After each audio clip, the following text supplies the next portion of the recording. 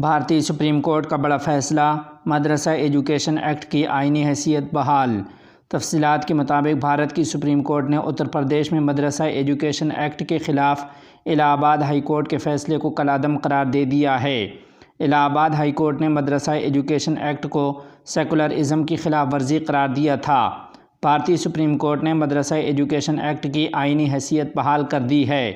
Chief justice of India ڈی.وائی کی سربراہی میں 3 رکنی بینچ نے مدرسہ ایجوکیشن ایکٹ 2004 کو غیر آئینی قرار دینے کے ہائی کورٹ کے 22 مارچ کے فیصلے کو کالعدم قرار دیا۔ سپریم کورٹ کے حکم کے مطابق مدارس اتر پردیش میں تعلیمی معیار کو منظم کرنے کے ساتھ ساتھ کام کرتے رہیں گے۔ جمعیت علماء ہند کے صدر مولانا محمود مدنی نے اس فیصلے کو خوش آئند قرار دیتے ہوئے کہا ہے کہ یہ فیصلہ نہ صرف انصاف کی فتح ہے بلکہ ہندوستانی مسلمانوں اور خاص طور پر مدرسوں سے وابستہ افراد کے لیے تسلی بخش اور حوصلہ افزائی کا باعث بھی ہے۔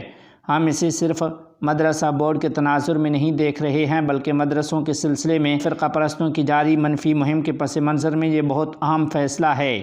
مولانا محمود مدنی نے کہا کہ گزشتہ کچھ عرصے سے نچلی عدالتوں سے ایسے کئی فیصلے سامنے آتے رہے ہیں جن میں تعصب کی جھلک نظر آتی تھی۔ آج سپریم کورٹ نے اس فیصلے کو رد کر دیا ہے اور آئینی اصولوں کی پاسداری کو یقینی بنایا ہے۔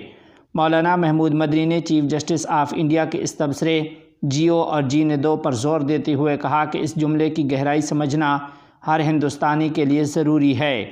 اس فیصلے سے ملک میں انصاف کا پیغام پہنچا ہے۔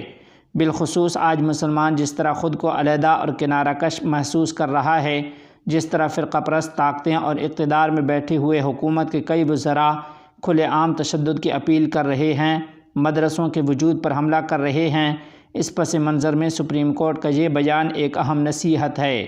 مولانا محمود مدنی نے یوپی مدرسہ ٹیچرز ایسوسی ایشن کی ان کوششوں کی بھی ستائش کی جنہوں نے کامیابی سے عدالتی لڑائی لڑی اور اس فیصلے تک پہنچنے میں اہم کردار ادا کیا ہے۔ ادھر یوپی کے دارالحکومت لکھنؤ میں عیدگاہ کے امام اور All India Muslim Personal Law Board کے رکن مولانا خالد رشید فرنگی نے سپریم کورٹ کے اس فیصلے پر اپنے خیالات کا اظہار کرتے ہوئے کہا ہے کہ اس فیصلے سے مدرسہ سے وابستہ لوگوں میں خوشی کی لہر دوڑ گئی۔ یوپی مدرسہ ایکٹ کا مسودہ خود یوپی حکومت نے بنایا تھا۔ حکومت کی طرف سے کیا گیا ایکٹ غیر آئینی کیسے ہو سکتا ہے؟ ہم پہلے بھی کہہ چکے ہیں کہ اسلامی تعلیم کے علاوہ ہم مدارس میں جدید تعلیم بھی دیتے ہیں۔